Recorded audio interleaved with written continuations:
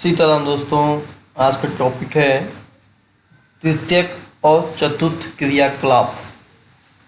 दोस्तों हवा बहुत अच्छी चल रही है, थोड़ा साउंड आ सकता है नेचुरल एयर का, उसको भी सुनते रहें साथ में। चलिए देखते हैं बिना टाइम को वेस्ट किए हुए। द्वितीयक एवं तृतीयक क्रियाकलापों में एक प्रमुख अंतर बताइए। जो द्वितीयक क्रियाकलाप होते हैं उसका जो उत्पादन होता है वो आज की मशीनरी, तकनीकी मशीनरी उन फैक्ट्रियों के मैनेजमेंट से प्रभावित होती हैं वो, और उत्पाद में भी कोई वस्तु होती है, समझ गए, वो द्वितीयक क्रियाकलाप होते हैं। लेकिन जब तृतीयक क्रियाकलाप में क्या होता है, उत्पादन कर्मियों की विशिष्ट कुशलताएं होती हैं, ज्ञान एवं अनुभव आधारित होती हैं, और उत्पादन पारिश्रमिक के रूप में होता है। द्वितीय क्रियाकलाप में मशीनरी और फैक्ट्री का यूज आती है, लेकिन तृतीय क्रियाकलापों में विशिष्ट कुशलताएं उसके उत्पादन कर्मियों की, उनके ज्ञान और अनुभव आधारित होती है। समझ गए दोस्तों, ये अंतर है। फुटकर व्यापार को परिभाषित कीजिए। इस व्यापार में क्या होता है, जो उपभोक्ता होता है वस्तुओं को प्रत्यक्ष रूप से परचेज करता है डायरेक्टली। इसके अंतर्गत फुटकर दुकानें आती हैं, रेहड़ी वाले आते हैं, स्वचालित बिक्री मशीनें आती हैं, डाक आदेश इत्यादि आते हैं। तृतीय क्रियाकलाप के अंतर्गत आने वाले प्रमुख सेवा क्षेत्रों के नाम बताइए। व्यापार एवं वाणिज्य, परिवहन, संचार और अन्य सेवाएं। समझ गए दोस्तों, आगे बढ़िए बिना टाइम में बात किए हुए।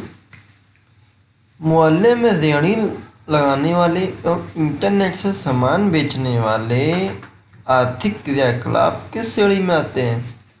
जो मोहल्ले में लगाते हैं और जो इंटरनेट से सामान बेचते हैं, दोनों ही तृतीय क्रियाकलापों के अंतर्गत फुटकर व्यापार में संलग्न पाए जाते हैं। ये आते हैं।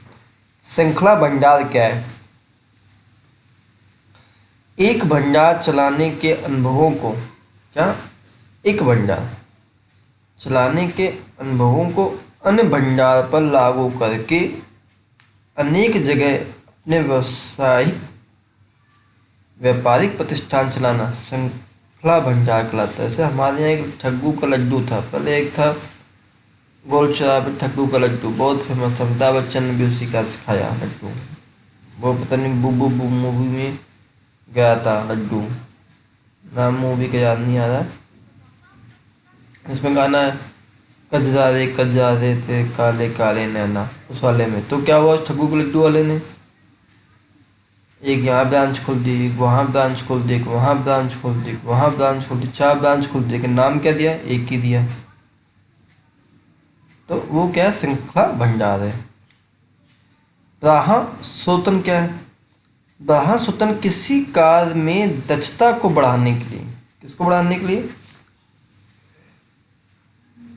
दक्षता को बढ़ाने के लिए एवं लागत घटाने के लिए, दक्षता को बढ़ाने के लिए एवं लागत घटाने के लिए कार्य को किसी बाहरी एजेंसी को सौंपना पड़े और वो सस्ता हो, कुशल हो, वो ब्राह्मणस्रोत कहलाता है।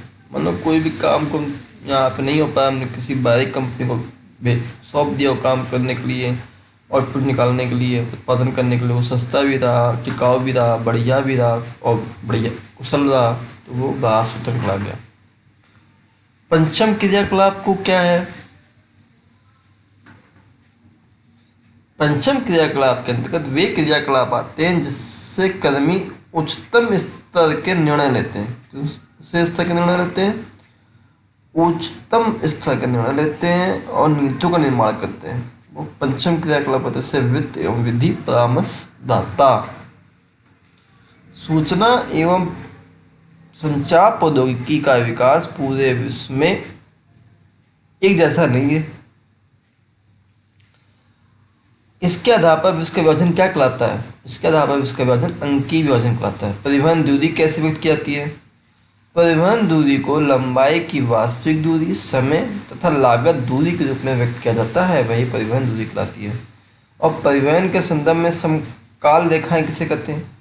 क्या होता है? परिवहन के साधनों द्वारा समान समय में पहुंचने वाले स्थानों को, इसके परिवहन के साधनों द्वारा समान समय, कौन से समय में?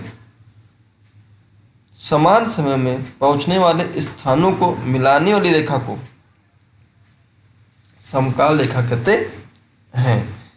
चलिए आगे देखिए, चतुर्थक सेवाओं को उदाहरण सही समझाइए। चतुर्थक सेवाओं के अंतर्गत क्या आते हैं? कर्मचारियों की विशिष्ट ज्ञान का उपयोग किया जाता है। यह एक ज्ञान उन्मुख सेक्टर है, छोटे मोटे लोग नहीं, उनके पास विशिष्ट ज्ञान होता है। प्राथमिक द्वितीयक सेक्टरों से बड़ी संख्या में चतुर्थ सेक्टर की तरफ सेवाओं का प्रतिस्थापन हुआ है। इन सेवाओं में वृद्धि अर्थव्यवस्था का विकास के होने का प्रतीक, कि भैया विशिष्ट ज्ञान है उनके पास। इन सेवाओं के अंतर्गत सूचना का संग्रहण, उसका वितरण, अनुसंधान एवं विकास, विभिन्न विभागों में परामर्शदाता इत्यादि शामिल है। सही बात है, इम्पोर्टेंट है। चिकित्सा पर्यटन क्या होता है? जब कोई व्यक्ति चिकित्सा उपचार के साथ साथ पर्यटन की सुविधा भी प्रदान की जाए, उसे चिकित्सा पर्यटन कहते हैं। आजकल हमारे देश में है, भारत, थाईलैंड, मलेशिया, सिंगापुर ऐसे विकासशील देश हैं जहाँ पे लोग इलाज कराने आते हैं। इलाज सस्ता है विकसित देशों से, सब कुछ बढ़िया है, उच्च स्तरीय इलाज है। इसी के सामने लोग घूम भी लेते हैं, अपना इलाज भी करा लेते हैं। और अमेरिका जैसे विकसित देशों से भी अपने यहाँ हजारों लोग आते हैं। व्यापार एवं वाणिज्य किस प्रकार सेवाओं को जन्म देते हैं? व्यापार में क्या होता है? क्रय विक्रय के लिए व्यापार से लेकर अंतर्राष्ट्रीय स्तर तक के व्यापार होते हैं, और इसी प्रक्रिया के अंतर्गत कई संग्रहण एवं विपणन के जन्म लेते हैं, जिन्हें हम दो श्रेणियों में रखते हैं, ग्रामीण और नगदी। व्यापार भी दो प्रकार से किए जाते हैं। थोक व्यापार, इस व्यापार को बिचौलिए स्थापित करते हैं, सबसे बड़ी प्रॉब्लम यही है, जो विनिर्माताओं से सीधे सामान उपलब्ध कराते हैं, और इसी पूरी प्रक्रिया में बड़ी संख्या में लोग लगे रहते हैं और रोजगार प्राप्त करते हैं।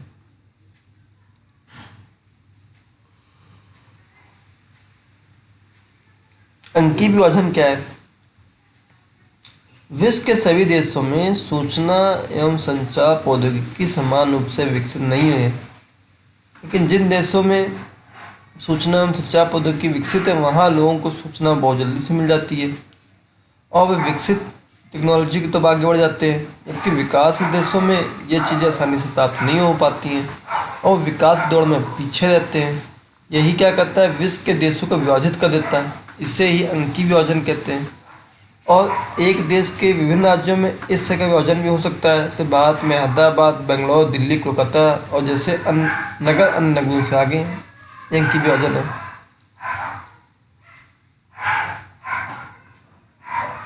बाह्यस्रोतन एवं ज्ञान आधारित। बाह्यस्रोतन में अंतर बताइए।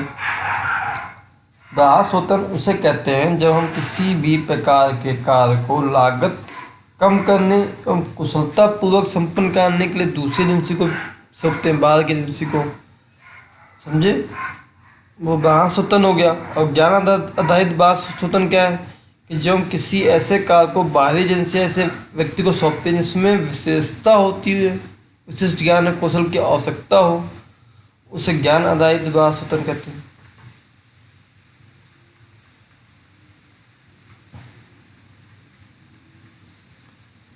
तृतीयक क्रियाकलापों में पर्यटन की भूमिका स्पष्ट करते हुए पर्यटन को प्रभावित करने वाले कारकों का नाम बताइए।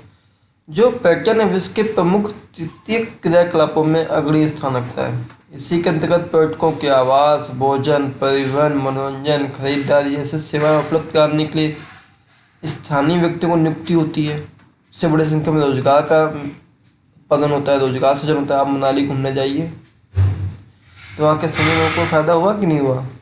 सामान बेचते हैं, वहाँ के चीज़ें लोगों को लेके आते हैं, घूमने जाते हैं, वहाँ खाते पीते हैं, तो हुआ कि नहीं हुआ फ़ायदा? वायद करने वाले कारक क्या? जीवन स्तर में सुधार हो जाता है। परिवहन, लोगों को किसी का तमन्ना कहीं जगह गए, वहाँ पे आपको टैक्सी नहीं मिल रही है, बस ही नहीं मिल रही, आप जाएंगे नहीं। भूत दस, जहाँ मनोहारी दस होते हैं वहीं लोग जाते हैं। जलवायु एक जैसी हो, गर्मी के दिनों में लोग सर्दी जाते हैं, सर्दी के दिनों में गर्मी आते हैं, ऐसा होता है। इतिहास एवं कला ऐसी जगह जाना पसंद करते हैं जहाँ पे कुछ सीखने को मिले, देखने को मिले, होता है ये। लास्ट क्वेश्चन, परिवहन सेवाएं किस तरह तृतीयक क्रियाकलापों में वृद्धि में सहायक हैं? क्यों भैया, जब वस्तु को एक स्थान से दूसरे स्थान पर ले जाते हैं तो वो परिवहन होता है और इसी समय आर्थिक गतिविधियाँ भी निर्भर करती हैं। परिवहन के रूप में लोगों को रोजगार मिलता है, चाहे वह कंडक्टर, सामान लादना, सामान उतारना, टिकट संग्रह, सब प्रकार परिवहन सेवा में लोग लगे हुए भारी संख्या में। पर्यटन में अस्तित्व बढ़ोतरी बनी रहती है, लोग उसकी सेवा में लगे रहते हैं, औद्योगिक गतिविधियों में तेजी आती है, लोग सेवा में कार्य करते रहते हैं। तो यही सब होता है परिवहन में, तृतीयक क्षेत्र का क्रियाकलाप है। दोस्तों आप हमारे साथ बने रहे, सभी का धन्यवाद। जय हिंद, जय भारत।